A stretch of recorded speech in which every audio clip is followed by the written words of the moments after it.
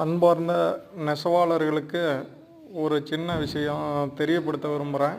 நமக்கு தெரிஞ்சது இப்போ மார்க்கெட்டில் ட்ரெண்டிங்கில் போயிட்டுருக்க ஒரு ப்ராடக்ட்டு.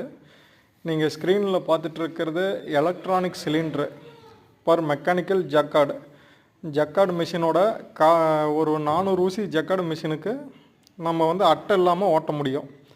அந்த மெக்கானிக்கல் மிஷினையே இது திரையில் பார்க்குறது பார்த்திங்கன்னா ஜக்கார்டு ஒன் சைடு பண்ணி நம்ம அதுக்கு எலக்ட்ரானிக் சிலிண்டர் மாற்றிட்டோம்னா அட்டை இல்லாமையே அந்த மிஷின் ஓடும்.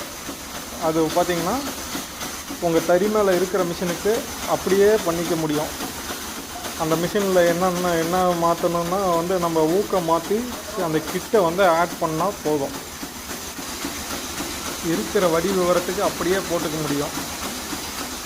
எந்த ஒரு இதுவுமே சேஞ்ச் பண்ண தேவையில்ல. அதே வடி அப்படியே யூஸ் பண்ணிக்கலாம். இப்போ அட்டை இல்லாமல் நம்ம ஓட்ட முடியும். நிறையா டிசைன் போட்டுக்க முடியும். இப்படி போடுறதுனால என்ன பெனிஃபிட்டுன்னா, ஒரு டிசைன் போகலை அப்படின்னா ஒரு 10 டிசைன் வச்சு ஓட்டுறோம் அப்படின்னா நம்ம ஓட்டிக்கலாம்.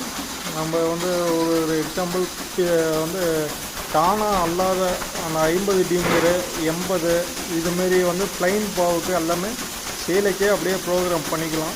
அடுத்தடுத்த சீலை கண்டினியூவாக அதுவே ஓடிக்கும். அந்தமாரி ஒரு சிஸ்டம் நம்ம கம்பெனி மூலியமாக நம்ம கொடுக்குறோம்.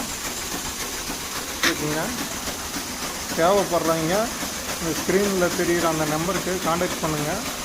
அப்படி இல்லைன்னா கம்பெனி தெரியும்னா கம்பெனிக்கு காண்டாக்ட் பண்ணி இதுமாரி ஒரு ப்ராடக்டை பற்றி உங்களோட என்கொயரியை சொல்லுங்கள். அவங்க பண்ணி கொடுப்பாங்க. அப்படி இதனை பற்றின மேலும் விவரங்களுக்கு மேலே இருக்கிற நம்பருக்கு காண்டாக்ட் பண்ணுங்கள். இதில் இன்னொரு அட்வான்டேஜும் இருக்குங்க.